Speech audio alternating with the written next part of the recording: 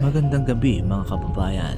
Bago ko simulan ang kwento ng lumang bahay na ito na kung tawagin ay haunted house, minabuti ng team na puntahan ng madaling araw para patunayan kung ano ang kwento at haka-hakat kuro-kuro sa bahay na ito. Eksakto alas 12 ng hating gabi para malaman natin ang totoong kwento dahil sa mga una naming pagpunta sa bahay na ito ay wala pa namang kaming napapatunayan na ang nakatirang isang matanda rito na hinihinalang aswang ay hindi pa namin nakita na nagbalit kayo o nagpalit ng anyo.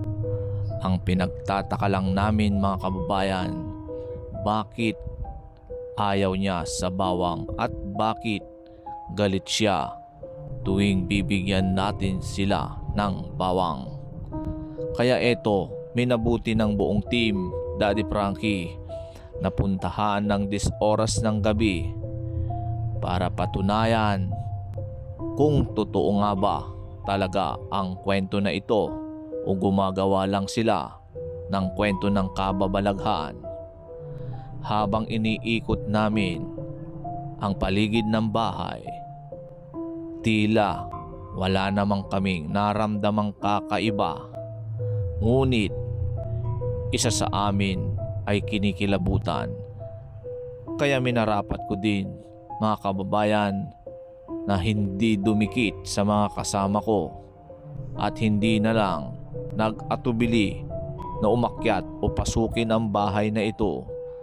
Dahil ako rin mismo mga kababayan ay kinikilabutan at tumatayo rin ang aking balahibo. Nagmamasid lang ako sa paligid habang sila ay pinasok ang bahay at inalam kung nandyan nga ba yung nakatira na isang matanda. Kaya minarapat namin ng isang kasama ko na hindi na lang pumanik sa taas at makiramdam na lamang sa aming mga kasamahan. Kaya habang nandoon sila sa taas, tila narinig din namin ang boses ng isang matanda. Katunayan na yung isang matanda ay nagpapahinga at hindi totoo ang kwento na tuwing hating gabi ay lumalabas siya para humanap ng kanyang makakain. Pero hindi pa natin alam mga kababayan kung ano nga ba at gaano nga ba katotoo ang kwento. Kaya habang nandito kami sa baba, nakikiramdam po kami sa paligid at heto, hindi maalis at hindi mawaglit sa aming sarili ang kaba, takot at pangingilabot. Nakaputi na dumaan. Diyan nakita sa video. Hindi natin namalayan habang nandito pala tayo. Titignan mo maigit ito pagkatapos ng video. Doon na makikita. Baka makita. Laki naman yun. Laking kampas. Tara na. Tara na, Boss JB.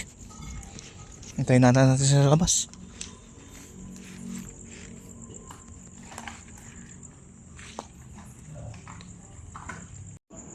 Nandito kami mga kababayan.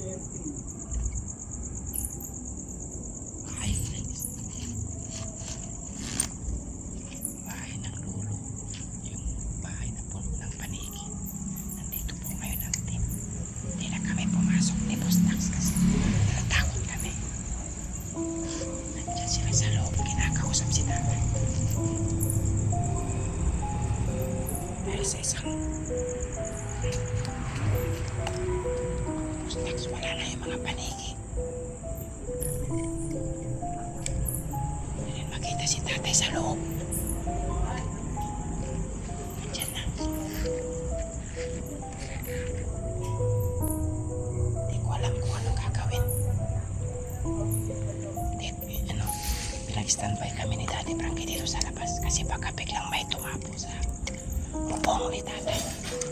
Baka may biglang tumapo na malaking ibon. Papatuyin na lang namin ang bawang. Mag-iingay talaga ako dito, Boss Nax, kapag may tumapong malaking ibon dyan. Habang nag-aantay kami sa aming mga kasama dito sa baba, ay patuloy kaming nakikiramdam sa paligid ng bahay na ito. Tila tahimik, pero ang hindi namin maalis sa aming sarili ang pagkatakot, balisa at timatayo ang aming mga balahibo. Kaya minarapat namin mag-antay na lang dito sa aming team, at tanging dinadasal namin ay walang mangyari masama isa sa amin.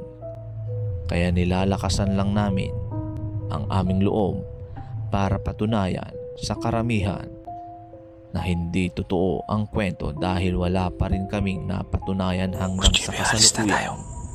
Hindi natin yung mga kasama natin. Doon tayo sa kalsada. Takot ako dito. Daddy Frankie. Ang tibay talaga ni Daddy Frankie. Hindi siya natatakot. Pero ako kinikilabutan na ako dito. Ano yung napalay mo ko? Tara, lalabas tayo. Hindi pwede. Para si Daddy Frankie, hindi ko siya iwan. Pero layo tayo dyan sa bahay. Lalayo tayo. Dito lang tayo.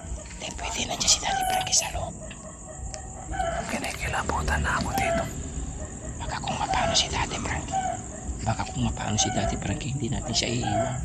Dito lang ako. Pero huwag ka lumapit dyan.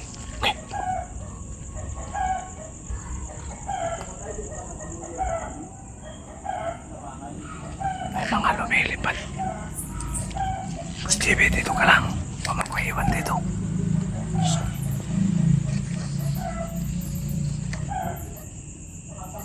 Ay, mga kababayan, nandyan si Daddy Frankie sa loob. Huwag natin siyang iwan. Dito lang tayo. Pero huwag ka masyado lumapit dyan sa bahay. Dito lang tayo sa atras tayo, atras. Hindi pwede si Daddy Frankie.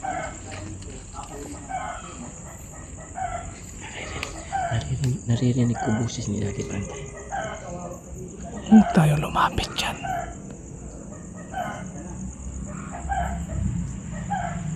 Patayin ko na to. Pupunta na ako ng kalsada. Tara na, doon tayo. Doon na tayo maghintay. Dito na tayo. Ayoko doon. Huwag natin iwan si Daddy Frankie. Kailangan tayo dito. Huwag na tayo lumapit dyan. Dito lang tayo. Sige, dito lang.